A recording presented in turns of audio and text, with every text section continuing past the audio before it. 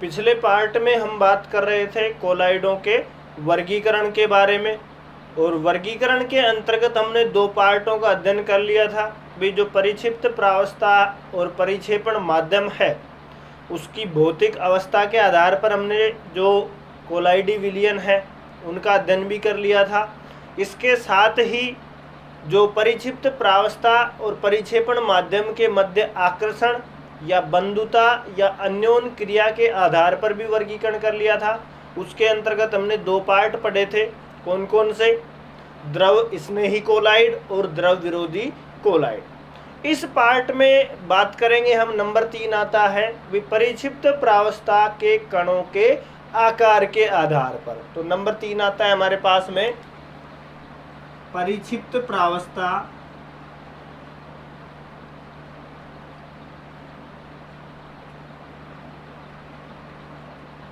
के कणों के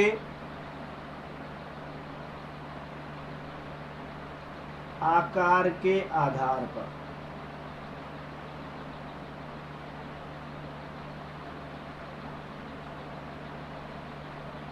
परिक्षिप्त प्रावस्था के कणों के आकार के आधार की अगर हम बात करें तो कणों के आकार के आधार पर जो कोलाइडी विलयन है उन्हें 3 भागों में बांटा गया है। 3 भाग कौन कौन से हैं? पहली अगर हम बात करें बृहदाण्विक कोलाइड आता है, उसके बाद में दूसरी बात करें बहुआण्विक कोलाइड आता है और संगुणित कोलाइड आता है। तो 3 भागों के बारे में पढ़ेंगे, कौन कौन से प्रकार हैं। 3 प्रकार के होते हैं, किसके आधार पर? परिक्षिप्त प्रावस्था के कणों के आकार के आधार पर। कौन कौन से हैं? बहुआण्विक कोलाइड,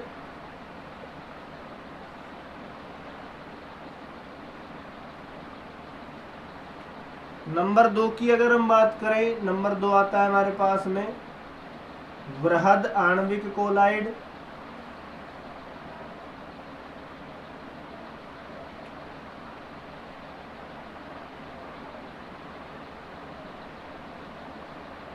और नंबर 3 आता है हमारे पास में संगुणित कोलाइड।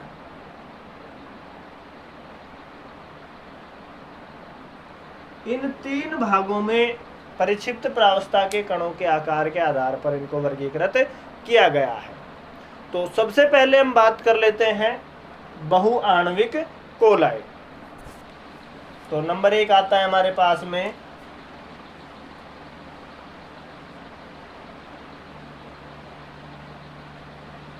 बहुआण्विक कोलोइडी विलयन।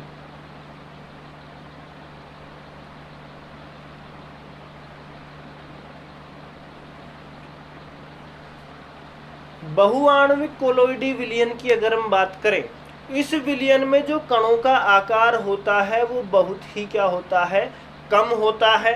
कणों के आकार की अगर हम बात करें तो कणों का आकार जो होता है 10⁻⁷ सेंटीमीटर से कम का होता है। कणों का आकार है बहुआण्विक कोलाइड में, बहुआण्विक कोलाइड विलयन है, उसमें जो परिक्षिप्त प्रावस्था है, परिक्षिप्त प्रावस्था के कणों के जो आकार है वो कितना होता है? बहुत छोटा होता है, बहुत कम होता है। कितना होता है? 10⁻⁷ सेंटीमीटर से भी कम का होता है। तो और ये जो कण है, यानी कि बहुत कणों का आकार कैसा है? बहुत छोटा है। और ये जो कण है आपस में समूहित होकर के, यानी कि ग्रुप का निर्माण करके किसमें बदल जाते हैं? कोलाइड आकार के जो विलयन है, कोलाइडी विलयन है, कोलाइडी विलयन का निर्माण करते हैं। और इस प्रकार के जो कोलाइडी विलयन है उन कोलाइडी विलयनों को हम क्या कहते हैं? बहुआण्विक कोलाइड कहते हैं। परिभाषा समझ में आई होगी।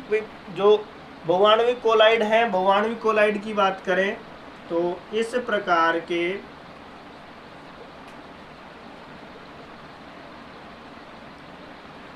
कोलाइडी विलयन में कणों का आकार बहुत कम होता है। कम कितना है? 10⁻⁷ सेंटीमीटर से भी कम होता है और ये कण आपस में समूहित होकर, यानी कि ग्रुप बनाकर या बोल सकते हैं जुड़कर, समूहित होकर कोलाइडी आकार के कणों में बदल जाते हैं और इस प्रकार का कोलोइडी विलयन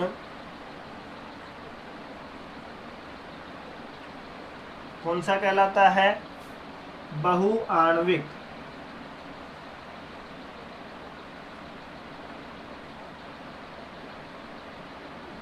कोलोइड विलयन कहलाता है।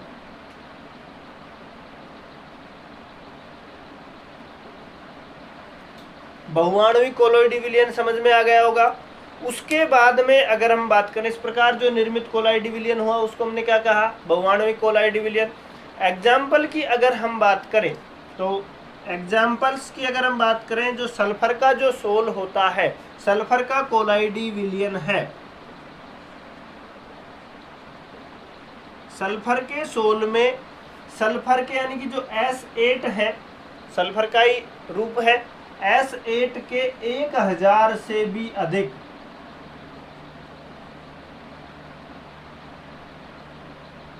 कण आपस में मिलकर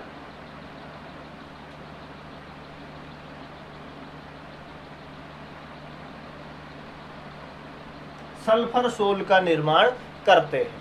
तो आपस में जुड़े रहते हैं और इस प्रकार जो कोलोइडी विलयन बनता है वो क्या कहलाता है? सल्फर सोल कहलाता है। एग्जाम्पल क्या पढ़ा हमने? नंबर 1, सल्फर का जो सोल है, सल्फर सोल का निर्माण कैसे होता है? सल्फर सोल में जो सल्फर के S8 कण हैं 1000 से भी अधिक संख्या में मिलकर के किसका निर्माण करते हैं?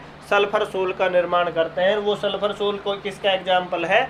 बहुआण्विक कोलोइड का एग्जाम्पल। इसी प्रकार नंबर दूसरे एग्जाम्पल की बात करें तो गोल्ड सोल है, यानी कि सोने का जो कोलाइडी विलयन है, गोल्ड सोल में भी जो गोल्ड के यानी कि सोने के जो कण हैं वो इसी प्रकार छोटे छोटे आकार के आपस में मिलकर के किसका निर्माण करते हैं?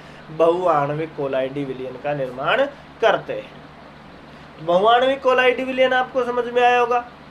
उसके बाद में नंबर 2 बात करते हैं हम वृहद आणविक कोलाइडी विलयन।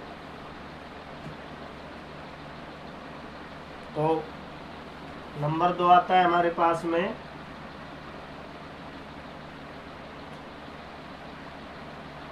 वृहद आणविक कोलाइडी विलयन।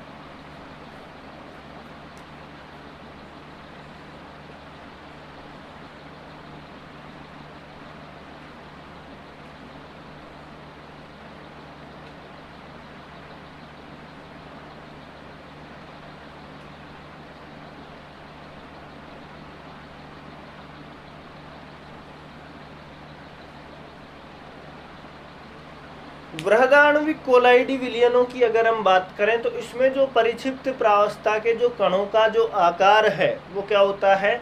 बहुत ही बड़ा होता है। वृहदाण्विक कोलाइडी विलयन की बात करें तो वृहदाण्विक कोलाइडी विलयनों के जो कणों का आकार है कैसा होता है? बहुत ही बड़ा होता है। और ये जो कण हैं, जब इन बड़े कणों को परिक्षिप्त प्रावस्था में क्या किया जाता है? परिक्षिप्त प्रावस्था के रूप में प्रयुक्त किया जाता है, परिक्षिप्त प्रावस्था के रूप में उपयोग में लेते हैं, तो ये कोलाइडी आकार के कणों में क्या हो जाते हैं? बदल जाते हैं।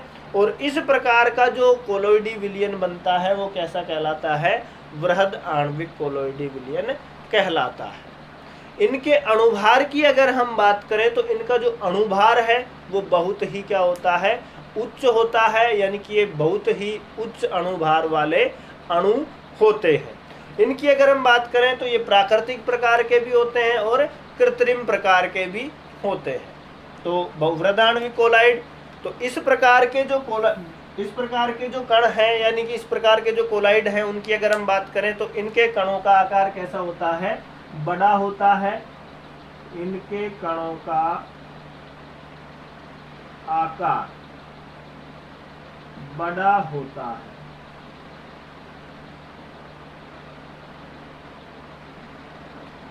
और जब इन कणों को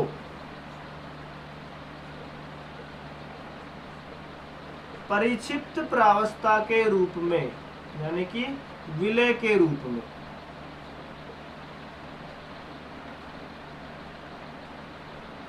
में प्रयुक्त करते हैं,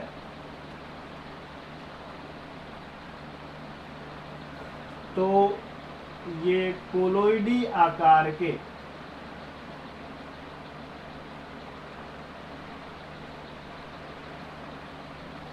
कणों में बदल जाते हैं।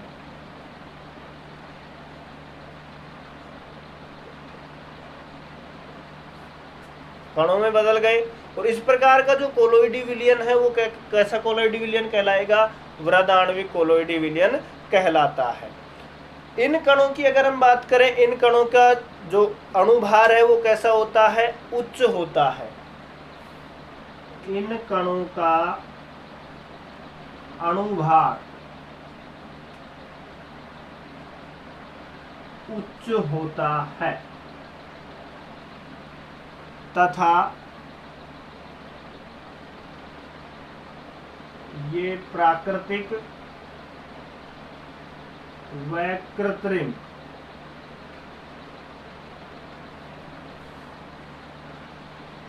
दोनों रूपों में पाए जाते हैं। अब प्राकृतिक कौन से हैं और कृत्रिम कौन कौन से हैं, इनके एग्जाम्पल की अगर हम बात करें तो प्राकृतिक जो वृहदाण्विक कोलाइड हैं, प्राकृतिक वृहद आणविक कोलाइड,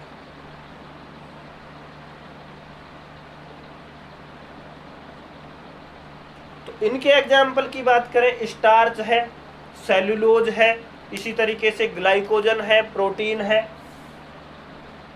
स्टार्च, सेल्यूलोज या सेल्यूलोज,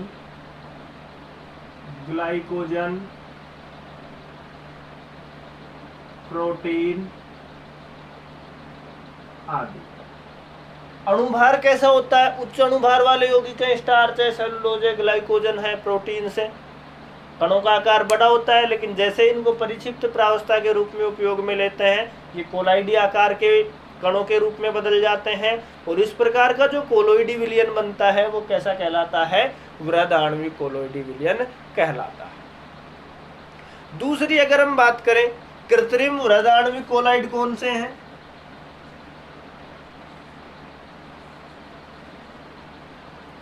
कृत्रिम वृहद आणविक कोलाइड,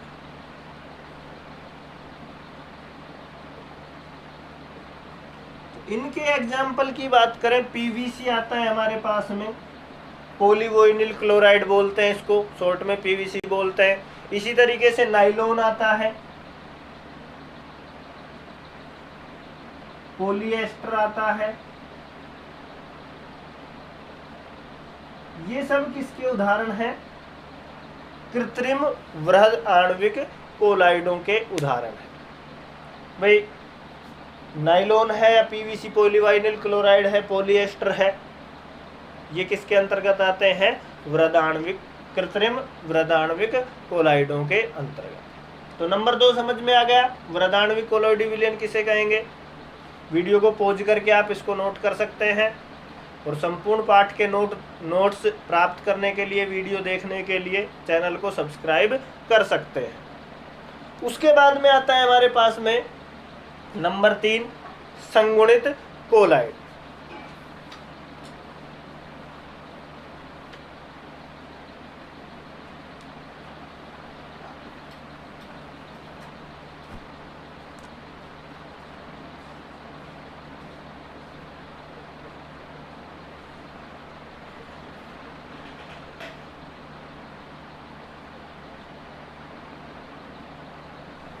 संगुणित कोलोइड या संगुणित सोल भी बोल देते हैं।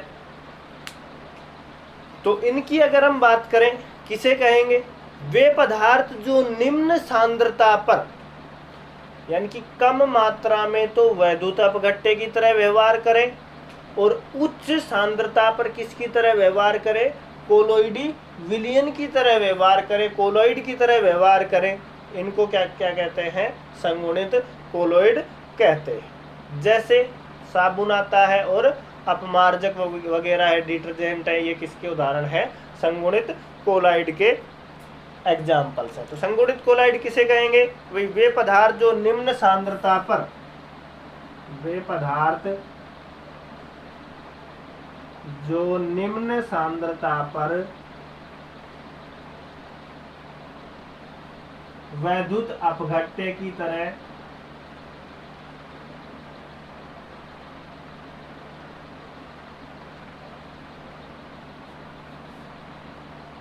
व्यवहार करते हैं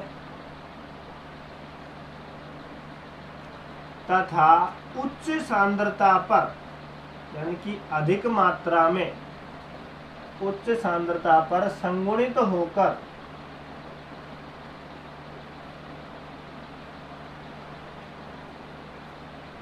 कोलोइडी कणों का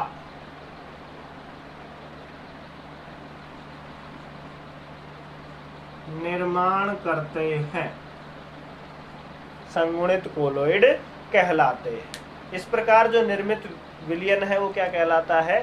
संगुणित कोलोइड कहलाता है। इस प्रकार निर्मित सोल या कोलोइड क्या कहलाता है? संगुणित कोलोइड कहलाता है।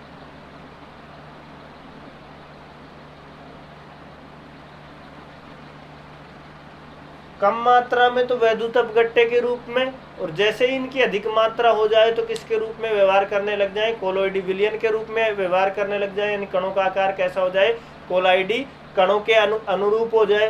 तो इस प्रकार जो कोलोइडी विलयन का निर्माण होता है वो कैसा कहलाता है? संगुणित कोलोइड कहलाता है। एग्जाम्पल की अगर हम बात करें, साबुन है, कम मात्रा में वैद्युत अपघट्य की तरह व्यवहार करता है, जो गंदगी वगैरह होती है उनको धोने के काम आता है कम मात्रा में। लेकिन यदि ज़्यादा मात्रा हो जाए, इसी तरीके से अपमार्जक है, ज़्यादा मात्रा हो जाए तो ज़्यादा मात्रा पर ये किसकी तरह व्यवहार करने लगते हैं? कोलोइडी विलयन की तरह व्यवहार करने लगते हैं। क्या कहलाते हैं? संगुणित कोलोइड कहलाते हैं। तो ये थे परिक्षिप्त प्रावस्था के कणों के आकार के आधार पर कोलोइडी विलयन। कणों के आकार के आधार पर 3 प्रकार के पढ़े: बहुआण्विक कोलाइड, वृहदाण्विक कोलाइड और संगुणित कोलोइड। उम्मीद है तीनों समझ में आए होंगे। यदि पार्ट में किसी भी प्रकार की समस्या हो तो कमेंट करके आप बता सकते हैं। चैनल पे नए हैं तो चैनल को सब्सक्राइब कर सकते हैं। उसके बाद में नेक्स्ट पार्ट में हम पढ़ेंगे साबुन के बारे में, साबुन की जो क्रियाविधि है, मिसेलीकरण क्रियाविधि है, उसके बारे में। तो मिलते हैं वीडियो के नेक्स्ट पार्ट में। धन्यवाद।